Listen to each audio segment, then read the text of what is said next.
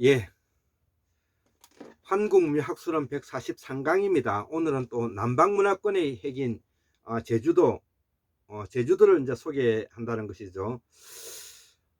이 제주도를 하게 되면 당연히 제주도와 가까이 있는 일본에 있는 큐슈 지방, 큐슈 지방과 그 다음에 우리의 그 신안 앞바다, 흑산도까지 포함합니다.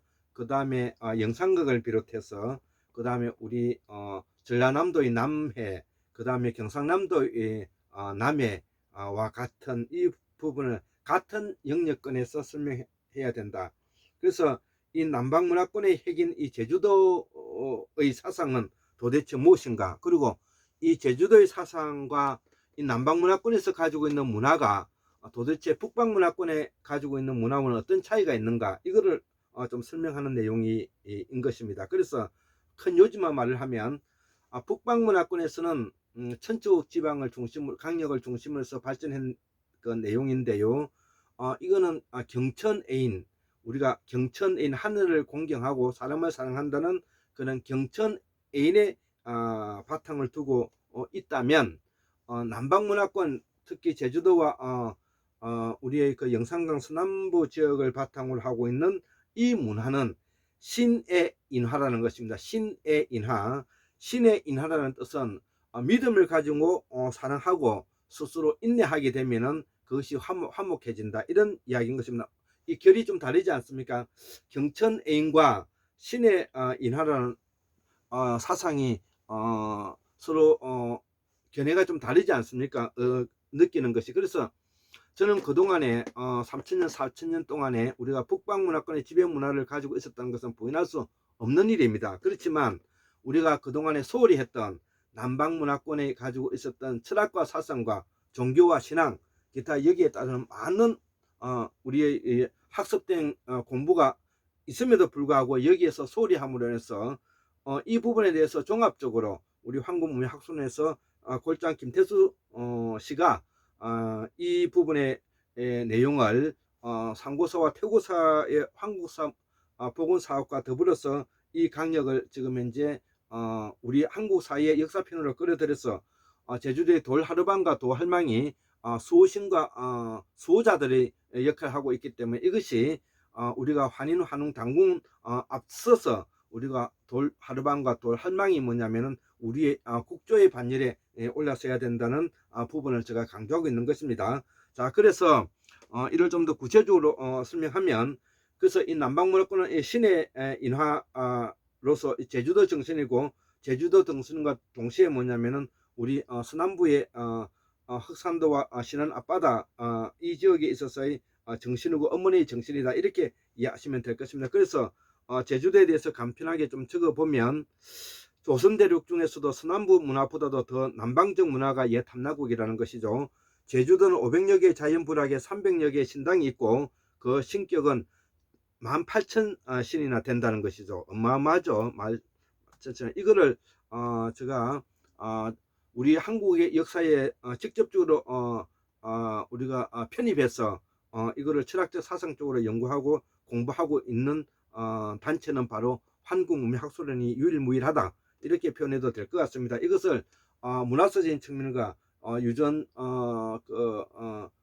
자적 형질 인류학의 바탕을 두고 이 공부를 뭐냐면은 끊임없이 공부해 온 결과, 이제 남방문화는 하나의 철학과 사상을 우리가 대중화시키고 우리의 국민들 마음속에 자리 잡게 되는 계기를 마련하고 있다, 이렇게 이제 이해할 수도 있는 것입니다. 그래서 이 남방문화권은 북방문화권에 견주어서 이 남방문화권은 바로 개인주의, 개인사상, 그 다음에 그 소승불교 이런 데와 밀접한 연관성을 가지고 있기 때문에 우리의 민주화와 밀접한 관련성이 있고, 또 해양문화와 창조문화와 그 다음에 농경문화가 바탕이 되고 있는 부분이 우리가 이 민주화, 개인화, 그 다음에 개인주의, 그 다음에 소승불교와 바탕을 두고 있는 이런 철학적 바탕을 가지고 있다는 것이죠. 자, 그래서 이 남방문화는 바로 만물신의 나라라고 말해도 될 것이고, 일본 큐슈는 물론 일본 전역에 만물신의 나라가 나라와 같고 인도 전역의 마모치와도 같은 이 다 남방문화권이죠. 고로 이는 선주민의 전통신앙이 다신다령의 복잡성이 여러 요소를 가지고 있고 이거를 우리가 정령신학이라 합니다. 애니미즘이라 그러죠. 해양 도시적 생활 풍습과 원의 전구로 인한 북방 문화와 한반도가 문화가 이제 공존하고 있는데 이게 북방과 남방 문화의 교류설이고 공존설입니다. 이것이 바로 내가 말하는 남방 문화권의 중심을 우리가 잘 설명하고 있다는 것이죠.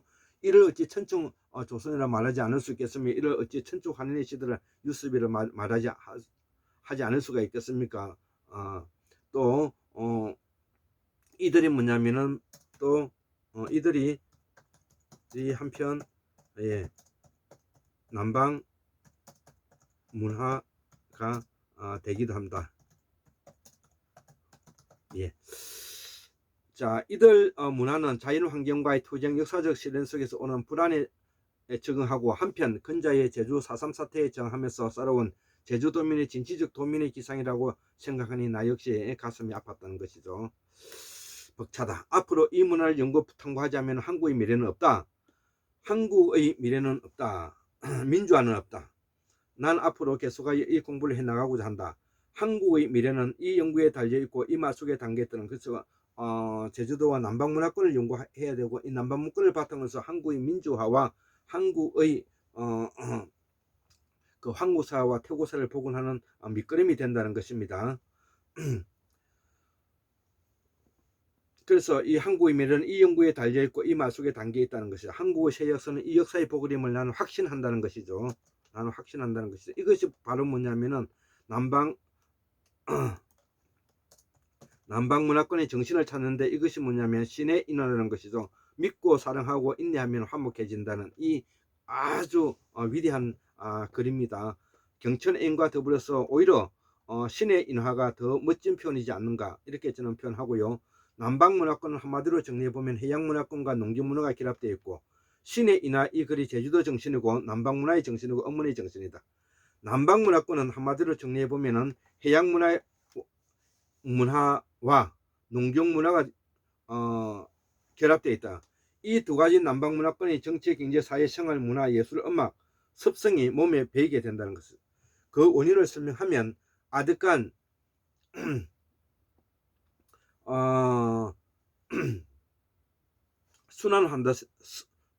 순다환인 시대 때 5, 6만 년 전이죠. 바닷가와 강가에서 서로 어려 수렵 채집으로 살면서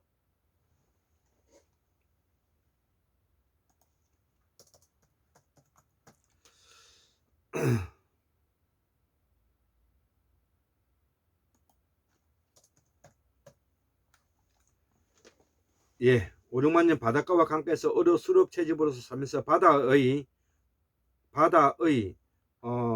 위험한 환경의 두려움과 배딜 그 자체가 매우 위험한 환경에 노출된 채 살아야 했다는 것이죠.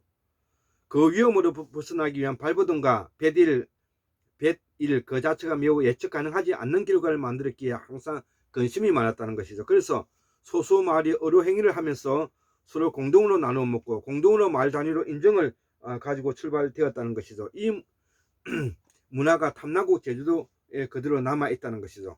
그래서 한국 정통 정신의 뿌리가 여기에 있다는 것이죠. 그래서 한국의 서남부 문화를 바로 이 문화의 바탕을 두고 발전해 나왔다는 것입니다. 이후 환경이 따뜻하니까 벼농사의 중심인 농경 생활이 시작되면서 온 가족이 덜일을 해야 하기 때문에 가족 간의 유대관계에 밀접한 형성되어 있고 아래 위가 엄격하게 예법에 절대적인 형성되어 있다는 것이죠. 이것이 가족애가 되고 지금도 호남인들이 부모에 대한 사랑은 각별하다는 것입니다. 이 가족애도 마찬가지죠. 예. 이때부터 벼농사의 잉여농산물이 생기면서 계급이 형성되고 농경이 본격적으로 발전할수록 계층 간의 갈등이 내재되고 의심과 이기심과 반목이 정치 사회적으로 나타났다. 그러나 지주부와 경제자가 합의를 해야 하는 구조이기에 대동기가 발전하였다. 문제는 북방 유목민족이 도덕길을 하려 내려오면서이다. 여기에 강력한 철기와 말조련으로 기병을 가질 수 있었기 때문에 현대 무기가 만들어지기 전 근래까지 청나라 조선의 모두 유목민의 부여가 지배자가 되었다는 것이죠.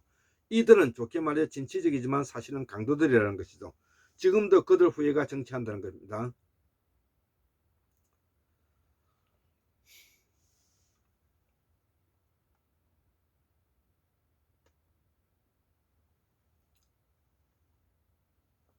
예. 자, 그래서 여기에 강력한 철교와 말조련으로 기병을 가지고 있었기 때문에 현대 무기가 만들어 지기 전까지 근래까지 청나라 조선은 모두 유목민의 후예가 지배자가 되었고, 이들을 좋게 말해 진척이지만 사실은 강도들인데 지금도 그들 후예가 정치하고 있고, 그 흔적을 캐면 양반 이런 뿌리가 남아 깊숙이 족보를 캐면 그들의 자손들이라 믿어 의심치 않는다. 이들 유목민들의 생활 습성과 문화가 바로 유목문화와 산업화 문화가 결합되어 있다. 여기서 매우 큰 감동을 양산했다는 것이죠.